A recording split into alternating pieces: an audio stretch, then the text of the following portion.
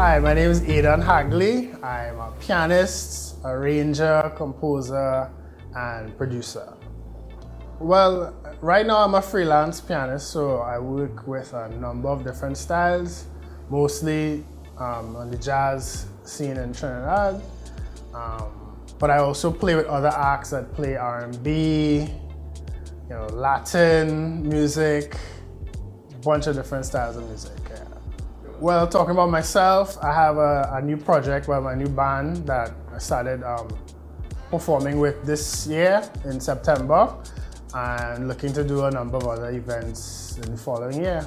Well, as I said, the band primarily plays fusion jazz, which blends jazz improvisation with calypso music, Latin music, and other styles of music like funk.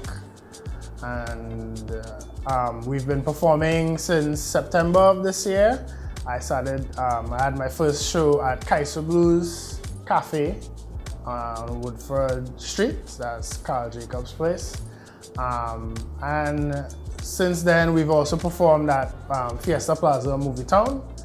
And next year, we're planning to have another series of concerts, hopefully coming to South, where I'm from. So yeah, I've been playing piano since the age of 8. Started learning music theory, classical piano, for a number of years until secondary school. I started to lose some interest in classical style and taking classes, but my dad encouraged me to continue with the music, and I did. Eventually I was introduced to some blues music, which was really interesting, different to anything that I would have done before. The pieces that I've done, it was very groovy and different, and I really liked it and started to look into jazz music and other forms of music. I attended Presentation College San Fernando, and there were a number of students who were also doing the same thing, experimenting with different types of music.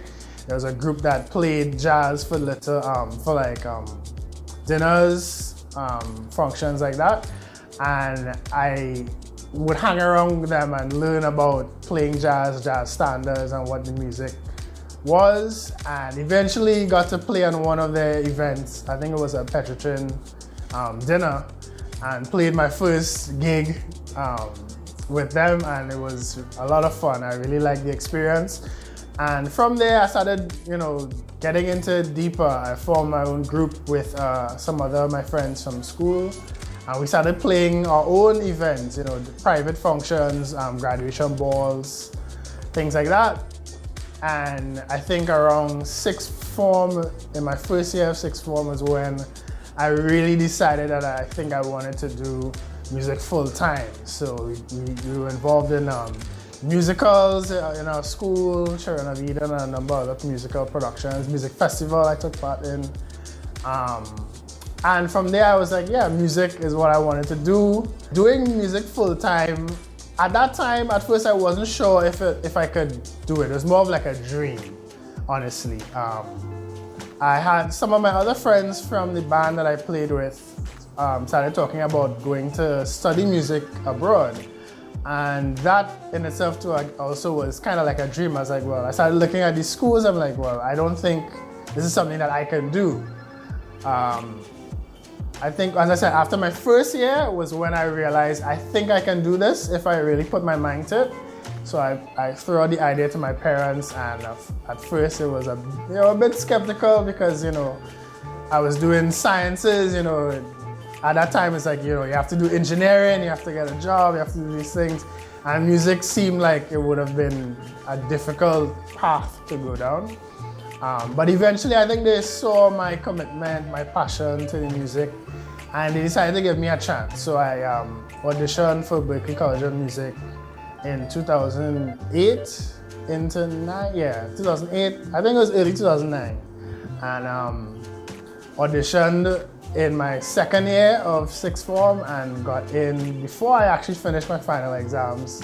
Got accepted to Berklee College of Music, which was a dream. A lot of artists that I looked up to went to Berklee and passed through their programs, so that's why it always seemed like something that was unattainable. I got in, finished sixth form and went straight into Berklee in 2009 and did 4 years there, where I did contemporary writing and production, which is a fancy way of saying I did arranging music for different ensembles, and music production, which kind of more focused on music for commercial music, jingles, film, that kind of music. Well, I've been back in Trinidad since 2014. Yeah, 2014.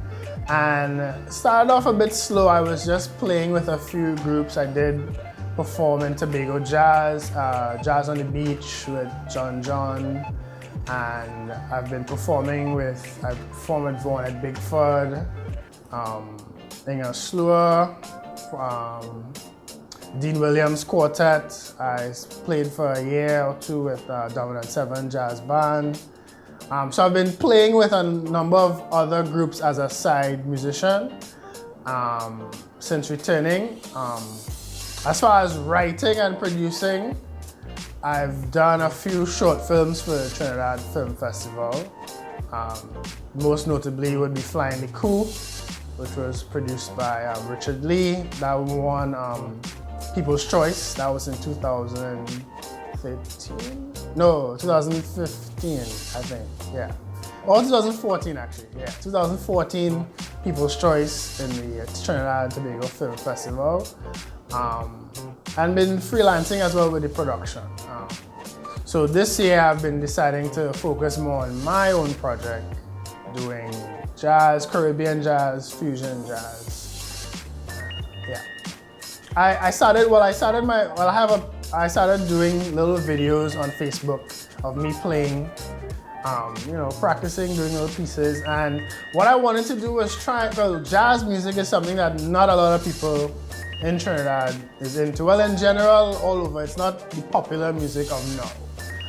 So I looked at some of the newer groups, and a lot of people on YouTube that do jazz but mix it with popular music and get people into jazz music that way. So I started doing covers on my page, and I was like, well, I want to do something that people would know but put my own spin on it. Yeah, so I really wanted to mix jazz with popular music, so the soca and the calypso, which is nothing new, as I said, has been done before. People like Clive Zander, who pioneered, calypso jazz in Trinidad. Groups like Elan Palais, led by Michael Lotrutong, who have done these things before. So it's just a continuation of the music. So I did a cover of Different Me by Fiesta Plaza, which people really liked. And I was like, okay, I want to keep doing more things like this. So the next project that I did was Cheers to Life. I did my arrangement of Cheers to Life in a jazz, Latin, fusion arrangement, and got a lot of great feedback. Playing on the radio. So people really like that. So by blending it with things that they're familiar with and kind of easing their way into the jazz instrumental music, a lot of people get into it.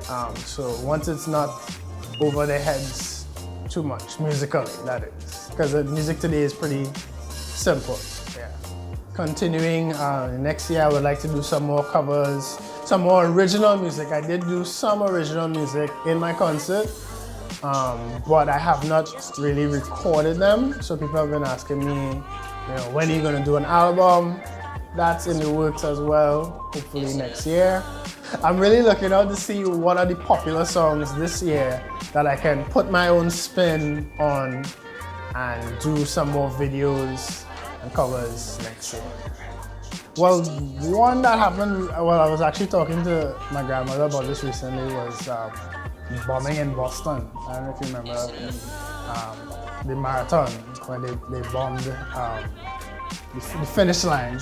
I was actually pretty near where all of that action took place. Well, not the actual marathon. I thought about it because I knew that day was a holiday. Was it a holiday? I think so. So it's a day that the marathon is going on, and I actually never really went down to the finish line. I thought about it, but I actually didn't do it. Maybe that's just how things work out in life. I did not go. I know a number of people who planned on going as well, and after hearing what happened, were like, wow, I was supposed to be there. That could have been me. People lost their lives. But afterwards, you hear about it. I took a nap and I woke up, and I'm hearing all these sirens outside and all this craziness. And my roommate knocks on the door. He's like, did you look at the news? I'm like, no. So I turn on the news, and one of the guys who they were after was actually down the street from where we lived in Cambridge, because they actually shot a security guard at MIT. And the 7-Eleven where I go every evening to go get, snacks or whatever, they were in that 7-Eleven, and the police were chasing them down there. And you look at the news and you see, the National Guard with snipers and stuff on people's roofs right near where I live. That was like, okay, this is really serious. Yeah, that was my OMG moment. Hey guys, thanks for listening. You can check me out on Facebook, Adan Hagley Music, on YouTube, Adan Hagley, SoundCloud, Adan Hagley Music. Subscribe to my page and look out for new music and performances coming up in the next year.